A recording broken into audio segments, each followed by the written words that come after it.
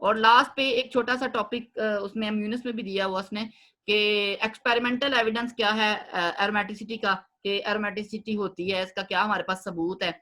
ठीक है, ये तो हमने थ्योरेटिकल अप्रोच पढ़ी थी कि एरोमेटिसिटी क्या होती है। तो एक्सपेरिमेंटली हमारे पास जिन चीजों से सबूत मिलते हैं, एक तो रेजोनेंस एनर्जी, हमने पहले भी डिस्कस किया था कि रेजोनेंस एनर्जी से हमें पता चलता है कि ये चीज स्टेबल है या कम स्टेबल है या ज्यादा स्टेबल है। जिसकी रेजोनेंस एनर्जी जितनी ज्यादा होती है वो उतना ज्यादा स्टेबल होता है। ठीक है, और रेजोनेंस एनर्जी को एक्सपेरिमेंटली डिटरमिन किया जाता है हीट ऑफ हाइड्रोजनेशन की फॉर्म में या हीट ऑफ हेलोजिनेशन या किसी भी रिएक्शन की जो इंथाल्पी है उससे हम इसको रेजोनेंस एनर्जी को लेते हैं। दूसरी बात हमें सबूत मिलता है एक्सरे की स्टाइलोग्राफी से बॉन्ड लेंथ के बारे में, कि देखें जो एरोमेटिक कंपाउंड होता है ना उसकी सारी बॉन्ड लेंथ एक जैसी होती है। पाई बॉन्ड की बात कर रहा हूँ, जैसे बेंजीन में 6 पाई बॉन्ड है, 3, उन सब की लेंथ एक जैसी है, बल्कि जो बाकी 3 है उनकी भी लेंथ क्या है, एक जैसी। तो सारी बॉन्ड लेंथ एक जैसी होने का मतलब ये होता है कि वो कंपाउंड एरोमेटिक है। और ये बॉन्ड लेंथ तभी सेम होगी जब सारे के सारे जो ना वो सॉरी कंपाउंड जो वो एरोमेटिक होगा, उसमें कंजुगेशन होगी। ठीक है, यूवी विजिबल स्पेक्ट्रोस्कोपी से हमें क्या एविडेंस मिलता है कि जिस कंपाउंड के अंदर कंजुगेशन पाई जाएगी ना, ठीक है, आपने पढ़ी होगी यूवी विजिबल स्पेक्ट्रोस्कोपी, इसका बेसिक इस्तेमाल ही यही है कि हम कॉन्जुगेशन फाइंड आउट करते हैं। जो यूवी विजिबल स्पेक्ट्रोस्कोपी है ना, ये हमें इंफॉर्मेशन ही कॉन्जुगेशन के बारे में देती है कि किसी चीज में डबल बॉन्ड या ट्रिपल बॉन्ड मौजूद है या नहीं, और दूसरी बात अगर है भी तो उनके अंदर कॉन्जुगेशन है या नहीं। तो कॉन्जुगेशन के बारे में इंफॉर्मेशन देती है UV visible spectroscopy. NMR spectrum जो है ना, ये हम बात कर रहे हैं प्रोटॉन एनएमआर की, ये हमें हाइड्रोजन के बारे में इंफॉर्मेशन देती है कि उसमें कितनी तरह के हाइड्रोजन पाए जाते हैं।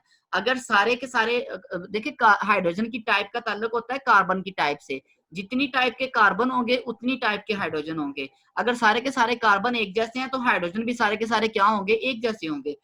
ठीक है, तो जब इसके एनएमआर स्पेक्ट्रम लेते हैं, न्यूक्लियर मैग्नेटिक रेजोनेंस स्पेक्ट्रोस्कोपी इसको हम कहते हैं, तो वो उसके उसके लिए हमारे पास हाइड्रोजन तो बेंजीन में 6 होते हैं, लेकिन पीक एक आती है। एक पीक का मतलब ये है कि उसमें सारे के सारे हाइड्रोजन एक ही तरह के हैं, मतलब सारे के सारे हाइड्रोजन एक जैसे हैं, उनमें कोई फर्क नहीं है।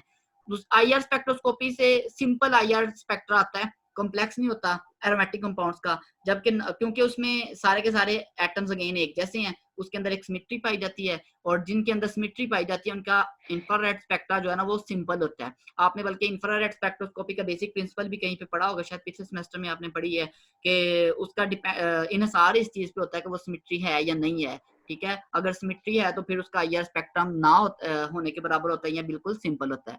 ठीक है, और last dipole moment, aromatic ions जो होते हैं जहाँ पे पॉजिटिव नेगेटिव चार्जेस इन्वॉल्व होते हैं, उनके बारे में हमें एविडेंस मिल जाता है डाइपोल मोमेंट वैल्यू से। ये था जी आज का, इसमें कोई क्वेश्चन हो किसी का तो वो पूछ ले। जी मुनीर।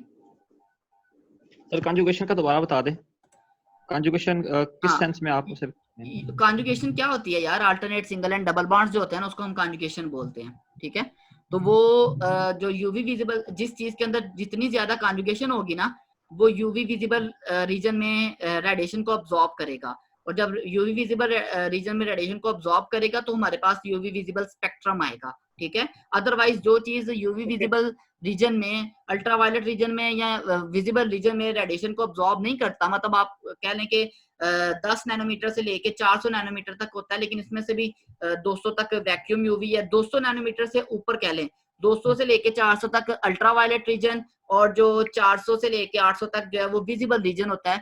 इस रीजन में जो चीज रेडिएशन अब्सॉर्ब करती है ना, उसके लिए कंफर्म बात है कि उसके अंदर डबल बॉन्ड अनसैचुरेशन मौजूद है और कॉन्जुगेशन मौजूद है। ठीक है, डबल या ट्रिपल बॉन्ड, और दूसरी बात के कॉन्जुगेटेड है। जितनी ज्यादा कॉन्जुगेशन होगी उतनी एब्जॉर्ब होने वाली जो वेवलेंथ है ना वो छोटी। लैम्डा मैक्स का कॉन्सेप्ट आपने पढ़ा होगा ना, बेंजीन की लैम्डा मैक्स होती है 254 मेरा ख्याल नैनोमीटर। ठीक है, कि 254 पे उसकी एब्जॉर्बेंस मैक्सिमम होती है। तो ये वो अल्ट्रावायलेट स्पेक्ट्रोस्कोपी के है इसके वाले से। देखो कंजुगेशन इस तरह से होगी ना, एक डबल बॉन्ड है, सिंगल है, फिर डबल है, फिर सिंगल है।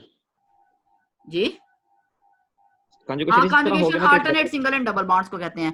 अच्छा जी, केटाइन और एनाइन कब बनता है? जब भी कोई एरोमेटिक कंपाउंड किसी इलेक्ट्रोपॉजिटिव के करीब आएगा और वो इलेक्ट्रॉन ले सकता है तो वो एनाइन बन जाएगा। अगर वो इलेक्ट्रोनेगेटिव के साथ उसका वास्ता पड़ता है और वो खुद इलेक्ट्रॉन दे सकता है, ठीक है, तो वो उसका जो ना वो केटाइन बन जाएगा। ठीक है, इस तरह से है ये। और सर कोई